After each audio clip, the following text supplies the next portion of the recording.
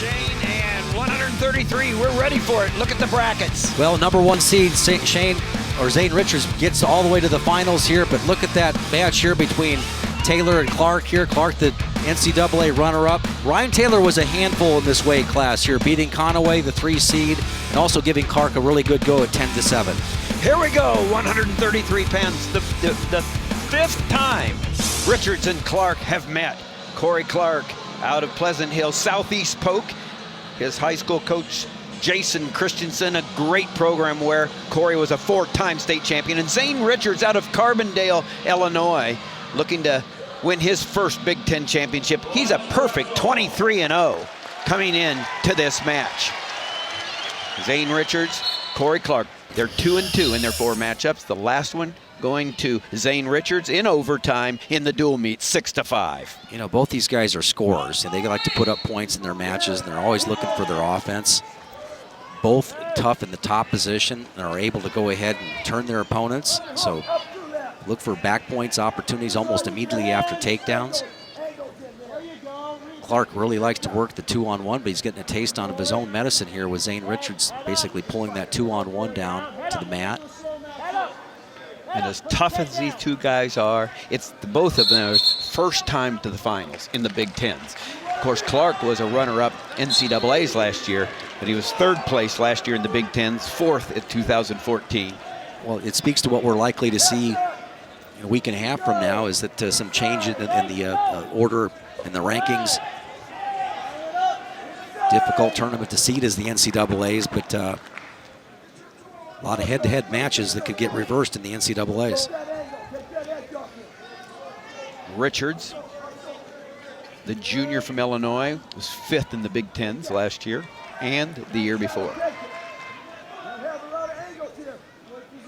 One of 3 Illini in the finals. Zane Richards, Aymar, Isaiah Martinez, and Brunson at 174.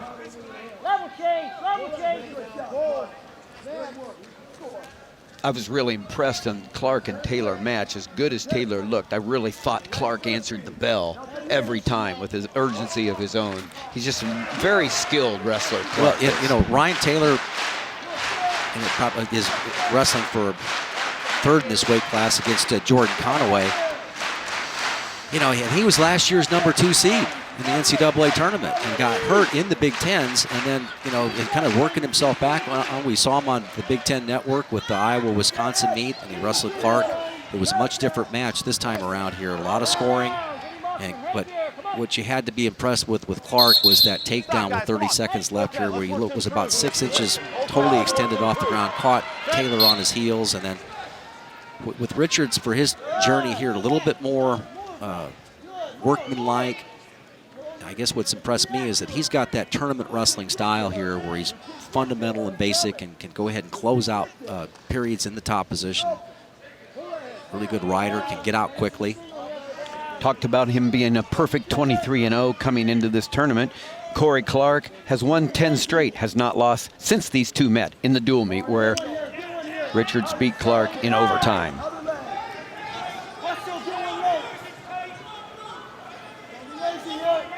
Here's the 2-on-1 that Clark likes to work.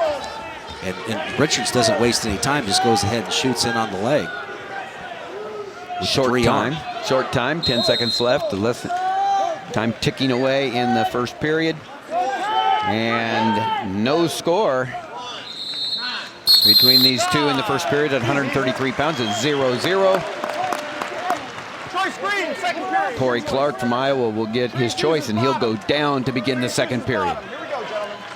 Good look at Mark Perry on the left, Jeremy Hunter on the right. Mark Perry, a 2-time NCAA champion here at Iowa. Very familiar with this arena. Jeremy Hunter, an NCAA champion for Penn State. And both of them top assistants to Jim Heffernan in his 7th year as the head coach at Illinois. Boy, really important, Tim. Championship wrestling here. Those scoreless matches, if you can get out quickly, it just gives you another option. You know, getting riding time in a close match. So Clark is out with 11 seconds riding time for Richards. I'm looking for what Richards will do with this You see him working to go ahead. Now he went misdirection there. He's been trying to attack the back leg of Clark. This time he hit the right leg, the lead leg, the one with the knee pad on it. And Clark gets a lot of mileage off of working the 2-on-1. Now he comes back to the underhook at the other side. Now head pressure by Richards. You know, if you ever wonder what the difference is, how do you get to the finals? Look at these guys, the way their feet move. Short, choppy steps. Nobody plants for more than a quarter of a second. No, it's feet moving all the time. And 45 seconds left in the second period. It was a quick escape for Corey Clark. There's starting underneath. Good high crotch shot there. Tapped the head, the left arm, then came back. You know, sometimes you get nothing but a shoestring there, but it's enough to finish the technique. But good reaction by Clark. Clark, a two-time NCAA All-American. He was a runner-up last year to Oklahoma's Cody Brewer, and he was 5th as a freshman at 125. I'll tell you. Neutral, 9 seconds in the period. You know, Zane Richards stays in this match. He doesn't get pushed around. He rarely goes off the mat in his matches. That's the end of the second period, and Richards will get his opportunity to go down at 125. Here's your 3 through 8 right here. Gilman all the way down to McCabe. So this is your placing at 125 pounds. Gilman, Lambert, Oliver, Yutzi, Jimenez, and McCabe. All of them qualify for the NCAA, and a 9th one as well in this weight class. That's how tough. Oh, wow. And there's a tough escape for Richards to knot it up 1-1. A minute 45 left in regulation. Good hand fighting, good sit out there, back pressure into his opponent. Got good hip separation here, turned quickly and got the escape. So 1 second of advantage time, really no factor. Now Clark working on that 2-on-1. Look at that chain wrestling there, 2-on-1. Richards comes back with a single. Clark with the counter shot. Now back to hanging on each other's heads. No fingers, guys. Stay off the fingers. So difficult to tire out these guys. Good straight shot there by Clark. Countered well there by Richards. Richards in on the leg, but the head's still out the outside. He's got trying to cut across. Yeah, he's got the right hand across Tim, and then Clark was able to go ahead and lock in the crotch. Now he's extending Richards here. Richards trying to move up with his knees. Now he's probably going to try to come out the back door, but Both these guys fighting to get their hips underneath them. Flattens out a little bit. Clark has the advantage here because his chest up, hips down. Now he bends at the waist a little bit, and it gives Richards an opportunity to come out the back door. Oh. Stalemate. I don't know if I call that. Man, there was no stoppage in the action there. I don't know who had the advantage there. No, I know exactly. Yeah. That's why I wouldn't have called it either, Jim. Both wrestlers were not giving up their position, both doing a great job of coming back with their hips underneath them. Now they're back to their feet. 25 seconds left. It's 1-1. And you got to be careful with Richards. You can't push too much because you saw that snap down that he was able to do. Snap down and go behind. See, if Clark is just trying to bail out on the snap down, bring his rear end back and see if anything develops there. But short time, and it looks like there'll be no takedown, and we'll go to sudden victory. Looks like Ryan Taylor got a win, third place for Wisconsin over Jordan Conaway. Here we go, sudden victory, second sudden victory in as many matches. Richards, the #1 seed, versus Clark, the #2 seed. And who's going to be able to snap the other down and get more than just one leg on a shot? Both these guys going hard ear to ear. They both look very fresh. I mean, they've weathered 7 minutes of hard wrestling, and then now they both look good out there. They're moving well. Well, you talked about it early. They've got to be ready to go 9 or 10 minutes to win a championship. And this is a position here where Clark's got the knee tap right there. 18 seconds left in the sudden victory before they go to 2 30-second periods into tiebreaker.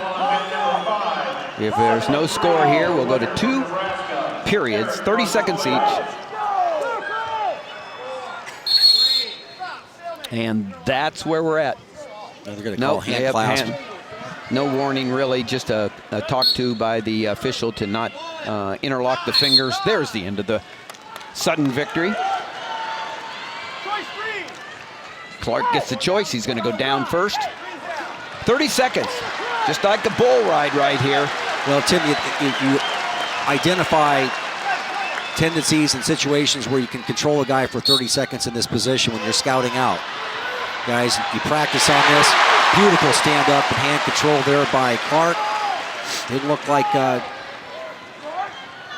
Richards was really prepared for that situation as well as he needed to be.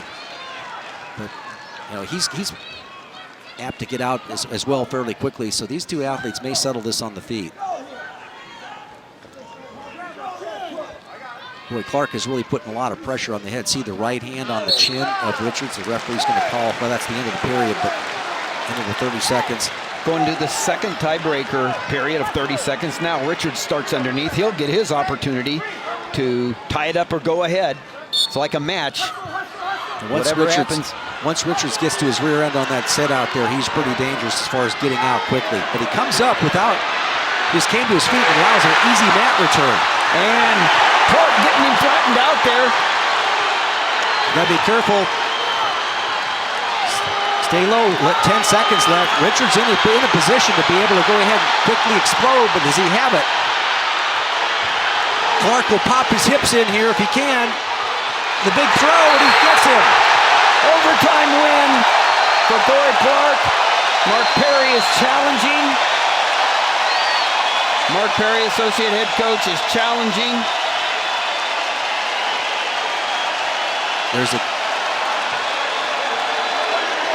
They're going to their corners. There's a coach's challenge. And I'm going to challenge the fact that there was locked hands, okay? I don't think I saw it, but I didn't have the angle that Mark Perry did. We're across the way. Well, if he's in control, doesn't matter whether he's standing up or on his knees, he can't lock his hands. Okay, we'll take a look at it. That's what the call is. Okay, the hands are separated. He's on his feet. Okay, and now he's going to go ahead. When he takes him to his back, what does he call right there? Is that locked hands? Well, he's on his back. He's on his back. Yeah. Right here, takes him back. And you know, and Perry's over there protesting. He's anticipating a locked hands call. So I mean, he's calling for the protest before they went to the mat. If it is a locked hands, it would be a technical violation in 1. Here's Mark Perry, the associate head coach for Illinois. But you see how he was up over there at the head table before the two athletes went to the mat in the last 5 seconds. So he was protesting something different. As they were coming up, and I think he was protesting that before he got to his feet, the hands were locked. But you saw where the grip was split. Right. Yeah.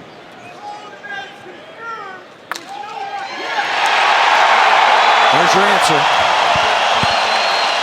Big Ten champion for the first time, Corey Clark from Iowa. The Hawkeyes come to their feet in Carver Hawkeye Arena. They get their first champion, Corey Clark, the junior. Well, the Big Ten champ. Zane Richards is real difficult to keep down, and for that last 30 seconds, Clark just battled. Did a nice job of keeping control. Big ride by Corey Clark in overtime in the tiebreaker. Gets him a Big Ten championship over Zane Richards.